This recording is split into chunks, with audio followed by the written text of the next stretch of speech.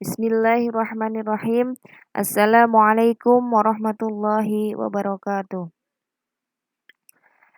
Selamat pagi anak-anak kelas 11 SMK Nur Azhar. Hari ini pertemuan ke-6 dan materi ke-5 mata pelajaran produk kreatif dan kewirausahaan.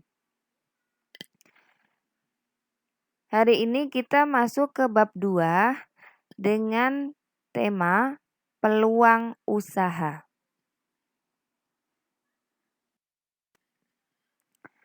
Peta konsep di bab 2 ini adalah bab peluang usaha, subbabnya memahami peluang usaha produk barang dan jasa, dan yang kedua analisis SWOT dalam memetakan peluang usaha produk barang atau jasa.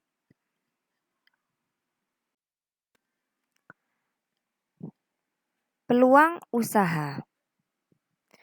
Tahukah kalian bahwa saat ini sangat sulit sekali mencari pekerjaan?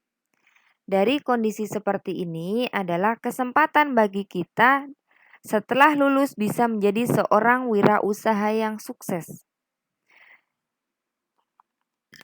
Salah satu pilihannya adalah menjadi wirausahawan di bidang pembuatan produk barang atau jasa.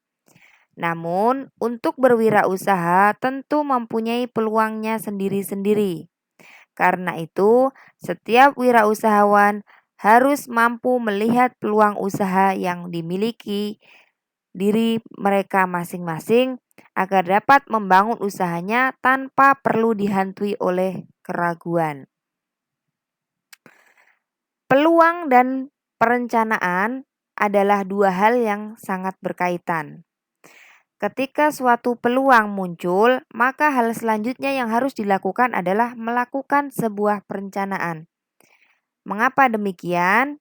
Sebab perencanaan adalah hal yang paling mendasar dalam membangun sebuah usaha. Namun membuat sebuah perencanaan itu bukanlah hal yang mudah.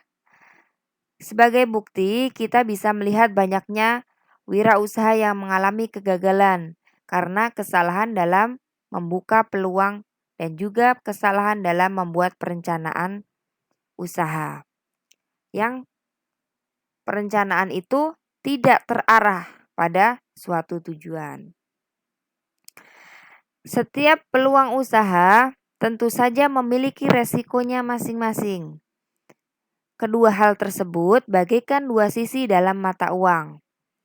Tentu saja hal yang bisa kita lakukan untuk meminimalisir resiko untuk bisa memaksimalkan usaha. Yang pertama, kita harus tahu ciri-ciri peluang usaha yang baik. Cara membedakan antara peluang usaha yang baik dan tidak baik adalah sebagai berikut. Yang pertama adalah peluang usaha itu orisinil dan tidak meniru. Orisinil adalah peluang usaha tersebut memang berasal dari pemikiran dan perhitungan kita sendiri, bukan hasil nekat akibat meniru peluang usaha orang lain. Jadi orisinil itu yang asli dari pemikiran kita, bukan mencontek dari usaha orang lain. Yang kedua, peluang usaha itu harus dapat mengantisipasi perubahan, persaingan, dan kebutuhan pasar di masa yang akan datang. Setiap peluang usaha harus memiliki ketahanan akan perubahan zaman dan tidak terpaku pada satu tren semata. Untuk itu, sebagai wirausahawan yang bergelut di bidang produk ataupun jasa, harus siap dalam menganalisa tingkat kebutuhan pasar dan persyaratan yang baik dalam teknis maupun non-teknis dalam dunia bisnis. Jadi, peluang usaha yang baik itu harus bisa mengikuti perubahan zaman, mengikuti keinginan pasar, mengikuti tren yang ada. Jadi tidak terpaku pada satu tren pada masanya. Jadi mengikuti perkembangan teknologi, mengikuti yang diminati masyarakat masa sekarang itu apa gitu ya. Yang ketiga, benar-benar sesuai dengan keinginan agar peluang bisa bertahan lama. Usaha sesuai dengan keinginan kita akan kita lakukan dengan senang hati. Jadi, ketika kita sudah mempunyai keinginan atau mempunyai niat dalam menjalankan usaha, maka niatnya itu harus dari hati kita agar peluang usaha yang kita buka itu bisa bertahan lama. Jadi, nantinya enggak lalaura gitu ya. Ketika kita pengen buka usaha ya buka, ketika kita malas ya kita tutup gitu. Jadi enggak ada kata seperti itu. Niatkan membuka peluang usaha itu dari hati, maka peluang usaha tersebut akan bisa bertahan lama. Selain adanya celah dalam pengetahuan, usaha yang tidak kita inginkan akan dikerjakan dengan setengah hati atau setengah-setengah. Usaha yang setengah-setengah itu akan mengakibatkan kegagalan dalam usaha kita. Selanjutnya, tingkat visibilitas benar-benar teruji untuk dilakukan riset dan trial. Usaha yang dilakukan benar-benar bisa menawarkan keuntungan sesuai dengan kebutuhan pasar dan teruji aspek ketahanannya. Untuk itu, pengetahuan mengenai usaha yang akan kita geluti harus senantiasa kita asah. Kita harus terus belajar. Kita harus terus mencari informasi-informasi tentang peluang yang akan kita buka atau kita jalani. Kita harus mengetahui secara mendalam, baik itu persyaratannya, baik itu resikonya, baik itu bangsa pasar yang akan kita tekuni. Selanjutnya, ada keyakinan untuk mewujudkannya. Setiap usaha harus dilandasi dengan keyakinan. Jadi, ketika tadi kita sudah benar-benar niat, maka kita harus punya keyakinan untuk mewujudkannya. Karena masa depan akan selalu berubah-ubah. Contohnya, mungkin zaman ini pasar masih membutuhkan suatu produk atau barang. Namun kita tidak akan pernah tahu produk tersebut akan laku selamanya atau akan hilang begitu saja. Atau orang akan bosan membelinya gitu ya. Nah, untuk itu kita harus yakin dalam melakukan usaha kita. Tanpa adanya keyakinan, kita tidak akan mampu menghadapi perubahan-perubahan zaman atau perubahan-perubahan yang mengakibatkan seseorang atau produsen atau konsumen itu tidak menyukai produk kita. Makanya kita harus menggali informasi, harus terus belajar untuk memberikan inovasi-inovasi baru dalam melakukan usaha kita. Yang terakhir yaitu adanya rasa senang dalam menjalankannya. Ketika tadi kita sudah punya niat, kita punya ide-ide baru, terus kita punya peluang, terus kita punya keinginan, punya niat, terus niat kita itu usaha kita sudah teruji atau benar-benar memberikan keuntungan bagi pembeli. Kita harus yakin dengan usaha kita dan yang terakhir kita harus senang dalam menjalankan usaha tersebut. Semua usaha baik produk barang maupun jasa akan sia-sia apabila kita hanya setengah hati dalam melakukannya. Dengan melakukan atau dengan memiliki rasa senang, memiliki rasa cinta, mencintai pekerjaan kita, mencintai usaha kita, kita akan selalu bersemangat dalam mengembangkan usaha kita.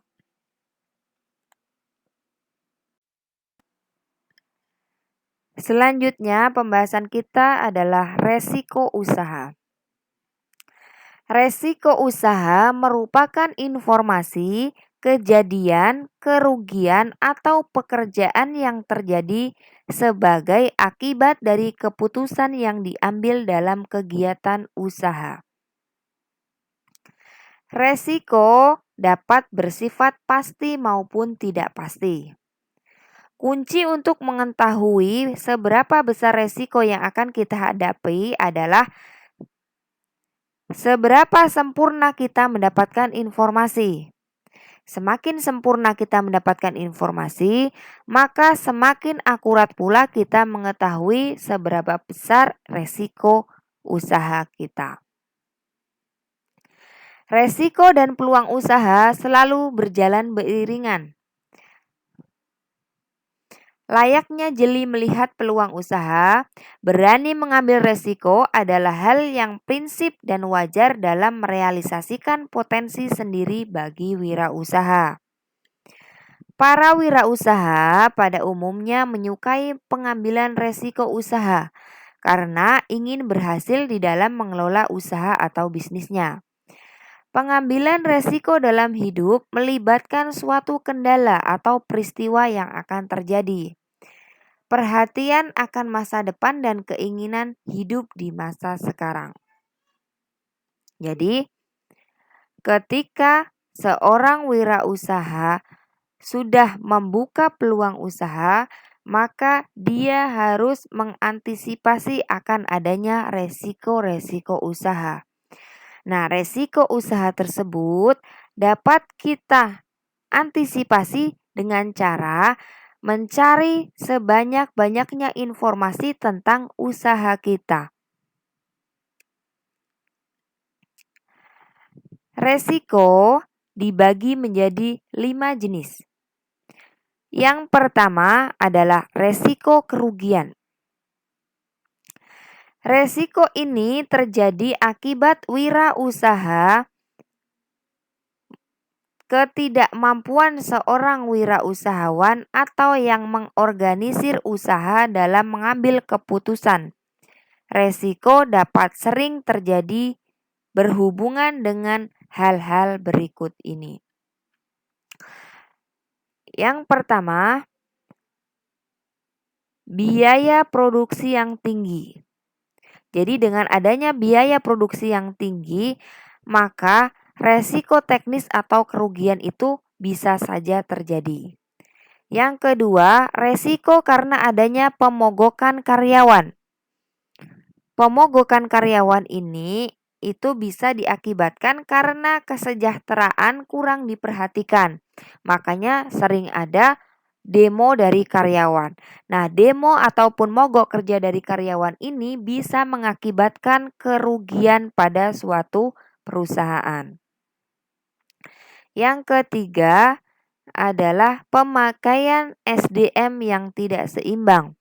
Artinya, pemakaian tenaga kerja yang terlalu banyak sehingga mengakibatkan kerugian. Kenapa rugi?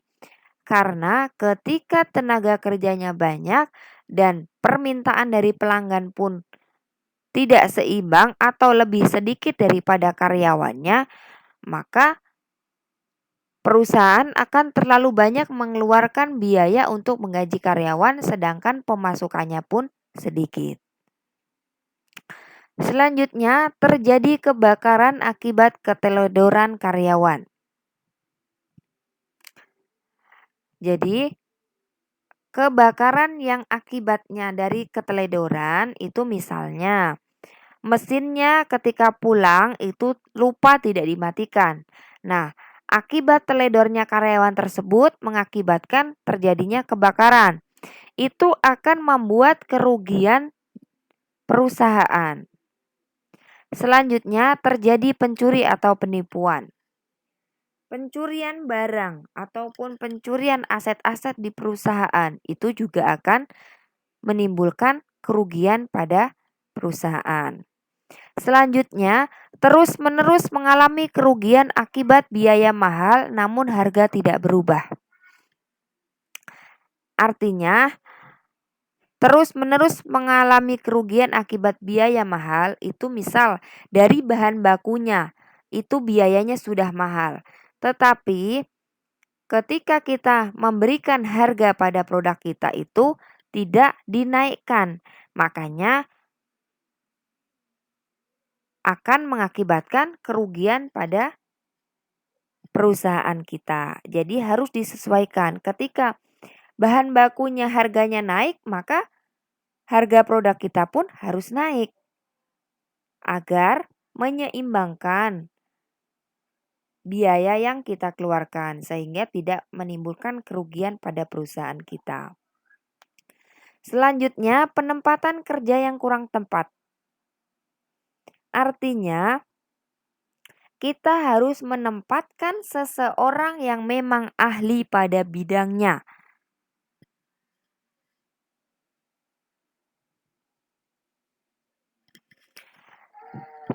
Sehingga ada istilah the right man in the right place atau the right man on the right place. Artinya, menempatkan seseorang sesuai pada tempatnya.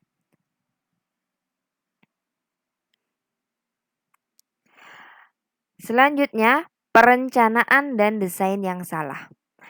Ketika kita akan membuka peluang usaha, maka kita harus membuat sebuah perencanaan yang akan kita tuju.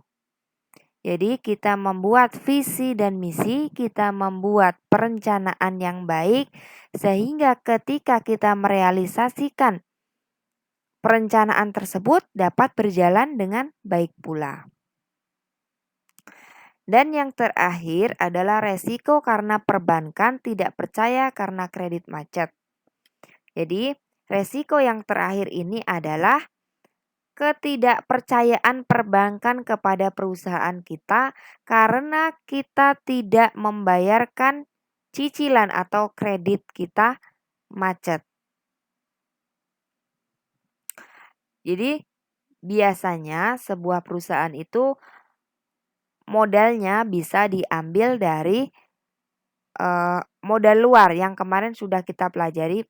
Modal luar itu adalah modal dari peminjaman sebuah bank.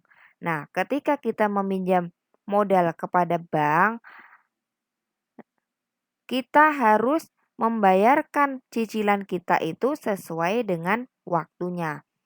Ketika kita tidak membayarkan cicilan kita atau kredit kita macet, maka perbankan akan tidak percaya lagi kepada perusahaan kita. Nah, ini akan membuat sebuah kerugian pada perusahaan kita. Kenapa? Ketika bank tidak percaya pada perusahaan kita, maka suatu saat ketika kita akan meminjam modal ke bank, bank itu sudah tidak percaya lagi. Untuk mengantisipasi dari masalah tersebut, kita harus melakukan hal-hal sebagai berikut. Yang pertama, seorang wirausaha menambah pengetahuan tentang keterampilan teknis atau technological skill. Yang kedua, kemampuan mengorganisasi atau organizational skill.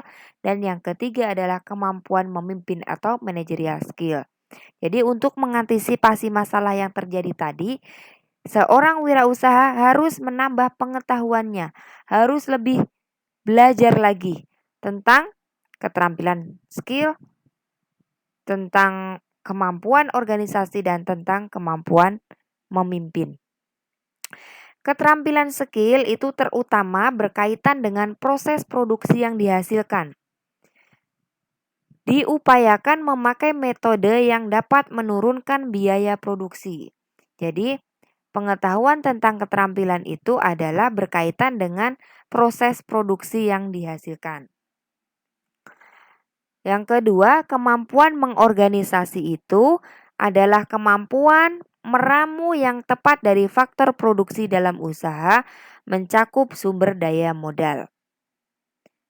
Jadi, kemampuan mengorganisasi itu bisa dari mengelompokkan tim-tim di suatu perusahaan atau membuat divisi-divisi atau pengelompokan bagian-bagian dari produksi tersebut. Misalnya, di sini bagian keuangan, di sini bagian produksi barang, atau di sini bagian perencanaan produksi dan lain sebagainya. Jadi membuat atau mengorganisasi, mengelompokkan pada divisinya masing-masing. Juga mencakup sumber daya modalnya. Misal modalnya itu dari mana? Modal yang dari pinjaman bank, ini modal yang dari aset perusahaan sendiri itu dikelompokkan masing-masing sehingga tidak tercampur baur dan dapat menimbulkan kerugian. Selanjutnya yang ketiga itu kemampuan memimpin atau managerial skill, yaitu kemampuan untuk mencapai tujuan usaha dan dapat dikerjakan dengan baik dan serasi oleh semua orang pada organisasi tersebut. Untuk itu, setiap pemimpin dituntut membuat konsep kerja yang baik atau conceptual skill. Artinya, dia harus membuat konsep yang baik sehingga bisa memimpin karyawan-karyawannya. Yang kedua, membuat strategi yang terarah untuk masa depan. Strategi yang dimaksud itu meliputi strategi produksi, strategi keuangan, strategi sumber daya manusia, strategi operasional, strategi pemasaran, strategi penelitian dan pengembangan. Jadi masing-masing divisi punya strategi masing-masing yang terarah untuk masa depan. Tujuan dari strategi ini adalah yang pertama untuk tetap memperoleh keuntungan. Jadi tujuan adanya usaha-usaha atau strategi tersebut adalah untuk tetap memperoleh keuntungan. Yang kedua, usahanya semakin berkembang. Jadi adanya perubahan dari waktu ke waktu. Misalnya, bulan ini kita hanya bisa produksi barang 100 piece. Nah, kita harus punya strategi baru. Bulan depan kita harus mampu memproduksi 200 barang gitu ya. Jadi adanya strategi baru. Yang ketiga, agar tetap bertahan. Nah, agar tetap bertahan, kita harus punya inovasi baru, punya ide-ide, punya kreatif baru agar produk kita itu bisa menyesuaikan zaman, tidak ketinggalan zaman. Jadi bisa mengikuti era-era baru, mengikuti teknologi-teknologi yang sekarang semakin baru. Selanjutnya yang ketiga adalah mengalihkan kerugian pada perusahaan asuransi. Mengalihkan kerugian pada perusahaan asuransi itu memiliki konsekuensi setiap saat harus membayar premi asuransi yang merupakan pengeluaran tetap. Jadi, ketika kita mengalihkan kerugian pada perusahaan asuransi, maka resikonya kita juga harus mengeluarkan cicilan atau pembayaran setiap bulan. Agar ketika perusahaan kita mengalami kerugian atau mengalami musibah, kita mendapatkan biaya asuransi kita.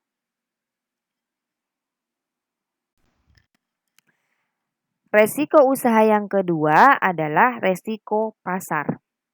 Resiko ini akibat produk atau jasa yang dihasilkan kurang laku atau tidak laku di pasar. Resiko ini mengakibatkan produk atau barang jasa tidak laku di pasar itu karena produk kita ketinggalan zaman. Jadi, sehingga membuat perusahaan kita rugi. Contohnya, produksi HP. HP tipe misal Nokia C366 gitu atau HP yang zaman-zaman jadul. Di era sekarang itu produk HP tersebut tidak akan laku. Kenapa? Karena produk HP itu tidak mengikuti perkembangan zaman. Jadi, ketika kita meluncurkan sebuah produk, produk tersebut itu harus mengikuti perkembangan zaman, harus selalu diperbaharui. Diberikan inovasi-inovasi baru sehingga produk kita tidak ketinggalan zaman. Harus bisa mengikuti perkembangan teknologi.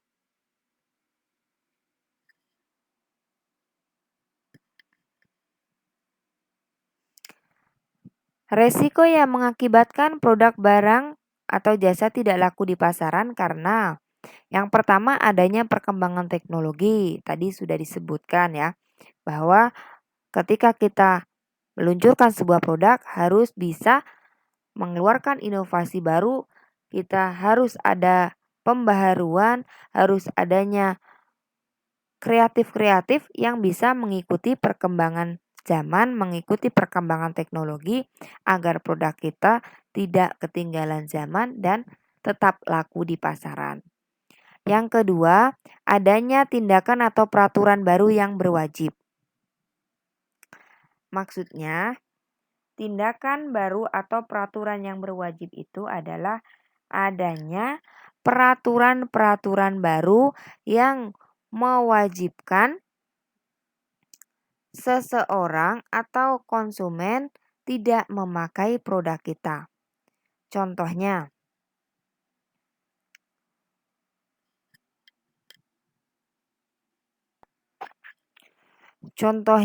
produk kita masa kadaluarsanya sudah terjadi atau adanya masa kadaluarsa.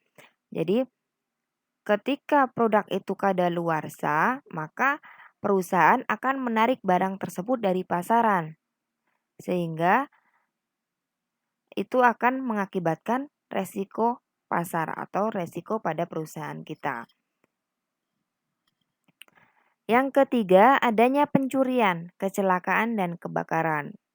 Jadi yang ketiga ini adalah musibah ya. Jadi adanya pencurian, itu adanya kecelakaan, dan adanya kebakaran itu akan menyebabkan resiko kerugian pada perusahaan kita. Selanjutnya, untuk mengupaya atau solusi yang ditempuh untuk mengantisipasi masalah ini adalah dengan cara yang pertama, mengadakan inovasi atau product innovation, yaitu membuat desain baru atau produk baru dari barang atau jasa yang dibutuhkan oleh masyarakat luas. Jadi, mengantisipasi adanya masalah yang tadi itu kita harus mengadakan inovasi baru. Jadi apa sih yang dibutuhkan masyarakat saat ini gitu. Dengan adanya kebutuhan masyarakat tersebut maka produk kita akan laku di pasaran.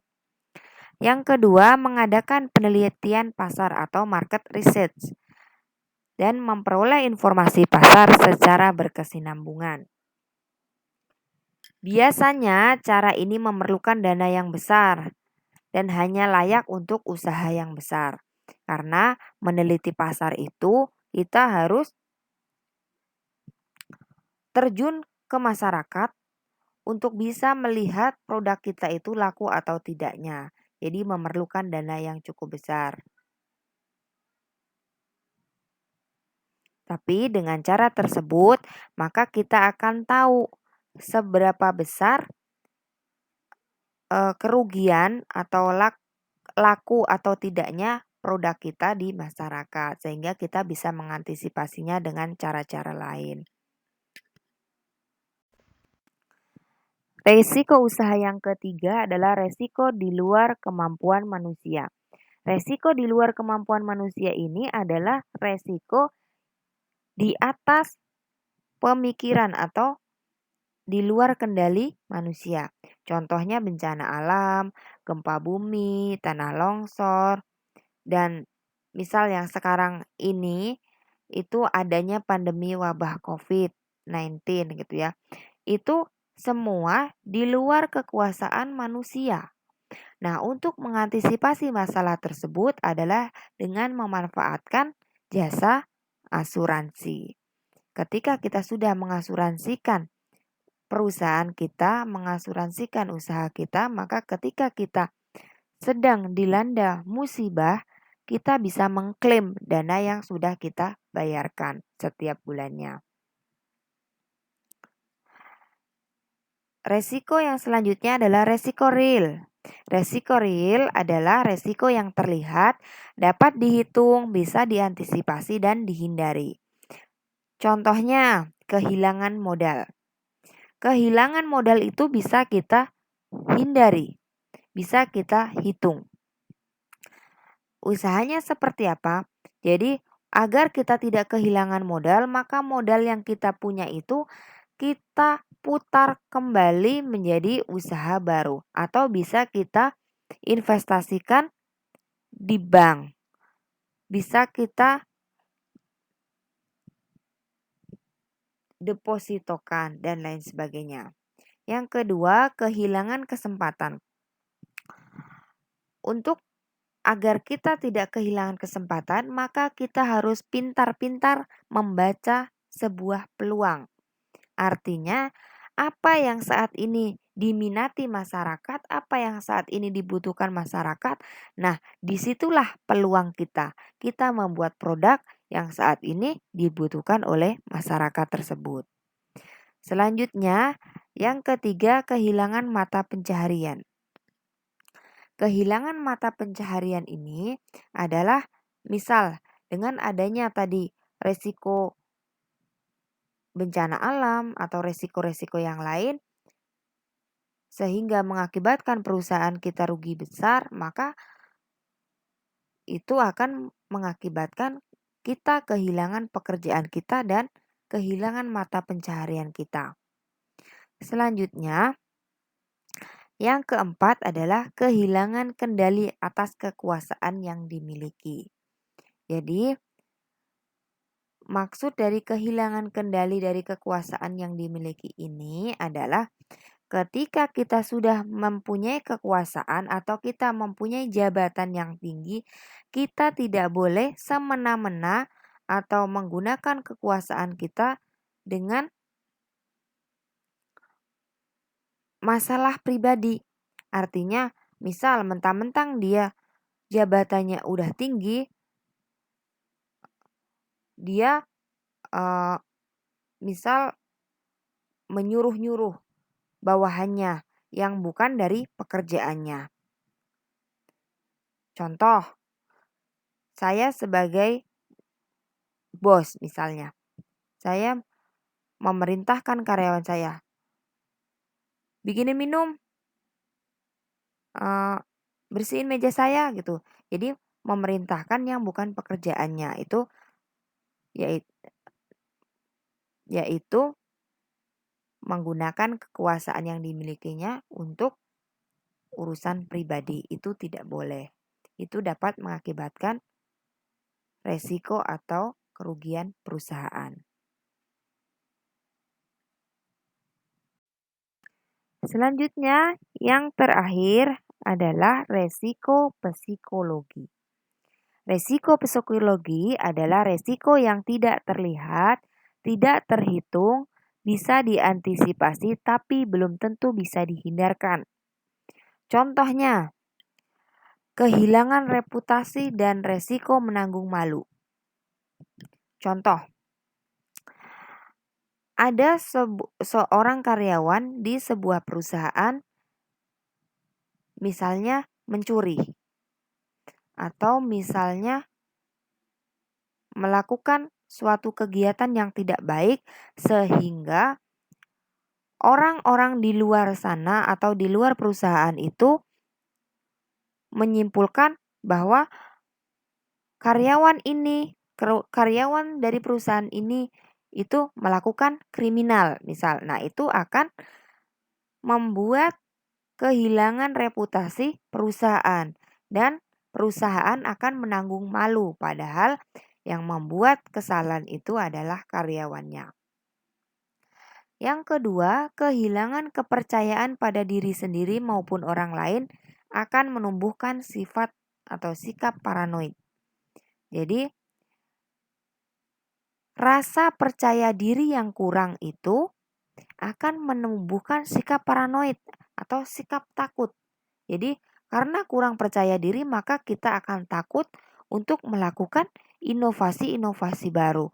Kita takut untuk membuka peluang usaha baru gitu ya. Yang ketiga, kehilangan perasaan atau menyebabkan hilangnya rasa percaya diri. Jadi resiko psikologi yang ketiga itu kehilangan rasa percaya diri. Hampir sama kayak nomor 2. Kalau yang kedua tadi itu kehilangan kepercayaan diri itu bisa menimbulkan rasa paranoid atau sikap paranoid, sikap takut terhadap kepercayaan pada dirinya maupun orang lain. Nah, yang ketiga ini adalah perasaan yang mampu menyebabkan hilangnya rasa percaya diri. Nah, perasaan yang mampu menyebabkan hilangnya rasa percaya diri itu misal seperti tadi rasa ragu-ragu atau rasa takut itu menimbulkan rasa percaya diri pada kemampuan kita atau kemampuan perusahaan. Selanjutnya, yang kelima, kehilangan jati diri. Kehilangan jati diri ini adalah kita melakukan sesuatu yang semata-mata bukan dari diri kita. Artinya, kita mengikuti usaha orang lain yang bukan passion kita, yang bukan dari kemampuan kita, gitu ya. Jadi hanya sekedar ikut-ikutan. Sehingga kita kehilangan jati diri kita. Kehilangan apa sih yang menjadi keinginan kita. Selanjutnya yang terakhir adalah kehilangan motivasi. Ketika kita kehilangan motivasi, kita kehilangan jati diri, kita kehilangan rasa percaya diri. Itu akan membuat kita jadi down, membuat kita jadi lemah, sehingga kita tidak punya motivasi untuk melakukan usaha tersebut. Solusinya adalah dengan cara kita sharing kepada orang yang sudah pengalaman di bidang usaha tersebut. Kita menggali informasi-informasi tentang usaha kita. Jadi, jangan ragu untuk bertanya, jangan ragu untuk menerima pendapat-pendapat dari orang lain. Jika pendapat tersebut baik untuk usaha kita.